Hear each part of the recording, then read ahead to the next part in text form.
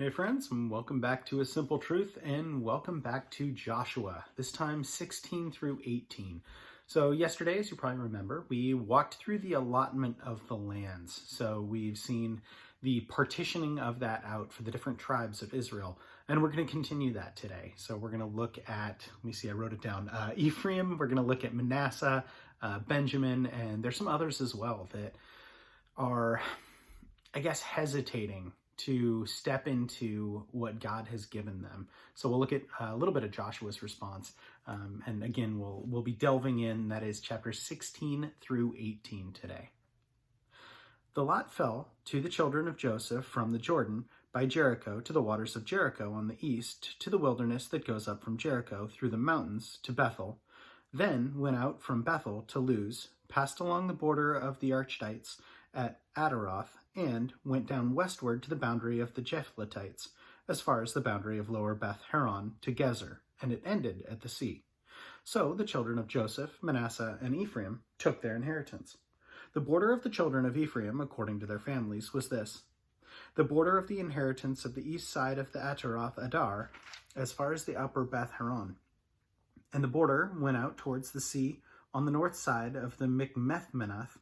Then the border went around eastward to Tanath Shiloh and passed by it on the east of Janohah. Then it went down from Janohah to Ataroth and Narah and reached to Jericho and came out at the Jordan. The border went on from Tappa westward to the brook Kanah and ended at the sea. This was the inheritance of the tribe of the children of Ephraim according to their families. The separate cities of the children of Ephraim were among the inheritance of the children of Manasseh, all the cities and their villages. And they did not drive out the Canaanites who dwelt in Gezer, but the Canaanites dwell among the Ephraimites to this day and have become forced laborers. Chapter 17. There was also a lot for the tribe of Manasseh, for he was the firstborn of Joseph, namely for Machir, the firstborn of Manasseh, the father of Gilead, because he was a man of war. Therefore he was given Gilead and Bashan. And there was a lot for the rest of the children of Manasseh according to their families. For the children of Abiezer, the children of Helek, the children of Asiriel, the children of Shechem, the children of Hefer, the children of Shemida, these were the male children of Manasseh, the son of Joseph, according to their families. But Zelophehad, the son of Zephyr, the son of Gilead, the son of Machir, the son of Manasseh, had no sons, but only daughters. And these are the names of his daughters: Mahlah, Noah, Hoglah, Milcah, and Tirzah. And they came near before Eleazar the priest, before Joshua the son of Nun, and before the rulers, saying, The Lord commanded Moses to give us an inheritance among our brothers. Therefore, according to the commandment of the Lord, he gave them an inheritance among their father's brothers. 10 shares fell to Manasseh, besides the land of Gilead and Bashan, which were on the other side of the Jordan. Because the daughters of Manasseh received an inheritance among the sons, and the rest of Manasseh's sons had the land of Gilead.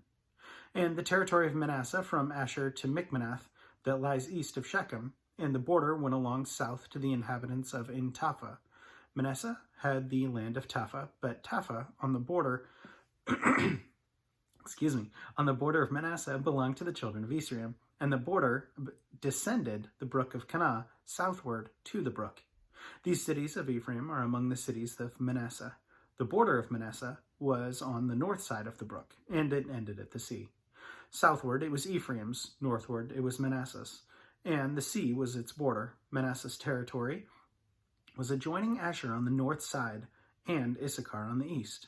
And in Issachar and its Asher, Manasseh, and in Bethsharon and its towns, Ibleam and its towns, the inhabitants of Dor and its towns, the inhabitants of Endor and its towns, the inhabitants of Tanach and its towns, the inhabitants of Medigo and its towns, 3 hilly regions. Yet the children of Manasseh could not drive out the inhabitants of those cities, but the Canaanites were determined to dwell in that land. And it happened, when the children of Israel grew strong, that they put the Canaanites to forced labor, but did not utterly drive them out. Then the children of Joseph spoke to Joshua, saying, Why have you given us only one lot and one share to inherit, since we are a great people, inasmuch as the Lord has blessed us until now? So Joshua answered them, If you are a great people, then go up to the forest country and clear a place for yourselves in the land of the Perizzites and the giants, since the mountains of Ephraim are too confined for you. But the children of Joseph said, "The mountain country is not enough for us, and all the Canaanites who dwell in the land of the valley have chariots of iron. Both of those are of Beth-shean and its towns, and of those who are of the valley of Jezreel." And Joshua spoke to the house of Joseph, to Ephraim and Manasseh, saying, "You are a great people and have great power. You shall not have only one lot, but the mountain country shall be yours. Although it is wooded, you shall cut it down, and its furthest extent shall be yours. For you shall drive out the Canaanites, though they have iron chariots and are strong." Chapter 18. Now the whole congregation of the children of Israel assembled at Shiloh and set up the tabernacle of meeting there. And the land was subdued before them. But there remained among the children of Israel 7 tribes, which had not yet received their inheritance.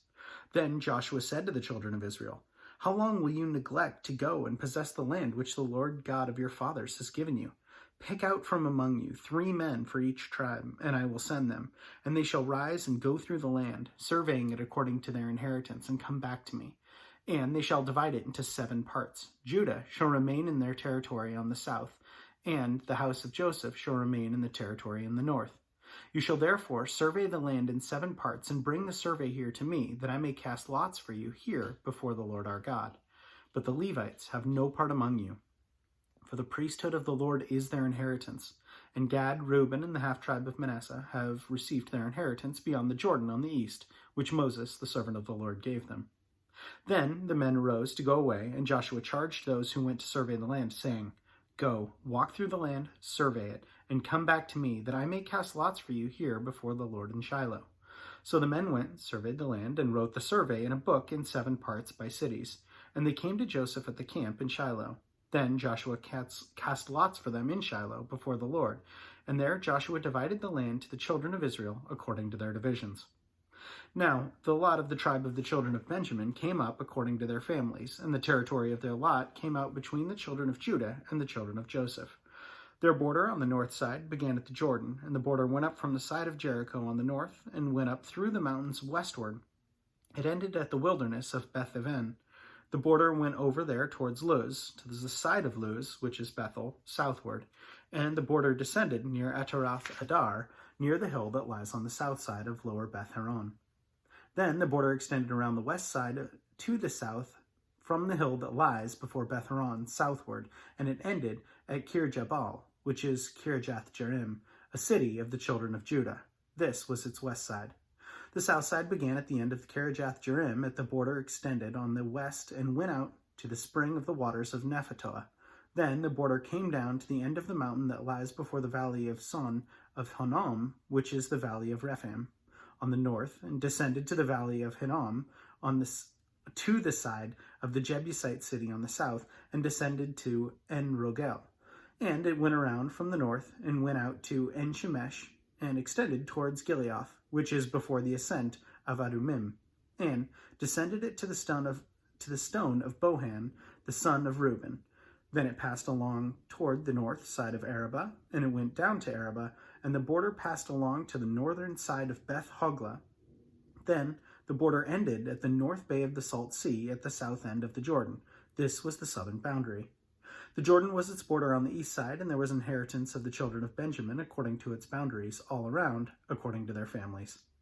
Now the cities of the tribe of the children of Benjamin according to their families were Jericho, Beth Hoglah, Emek-Kez, Beth Arabah, Zeraimim, Bethel, Avim, Perah, Orpha, Chephar Hamonai, Obani, and Gaba, 12 cities and their villages, Gibeon, Ramah, Beroth, Mizpah, Chephirah, Moza, Rekim, Irpeel, Tarla, Zela, Eleph, Jebus, which is Jerusalem, Gibeath, and Kirjah, 14 cities with their villages. This was an inheritance of the children of Benjamin, according to their families. So I looked a little bit ahead, and we're going to continue this, looking at some of the lands and the allotment and what that looks like.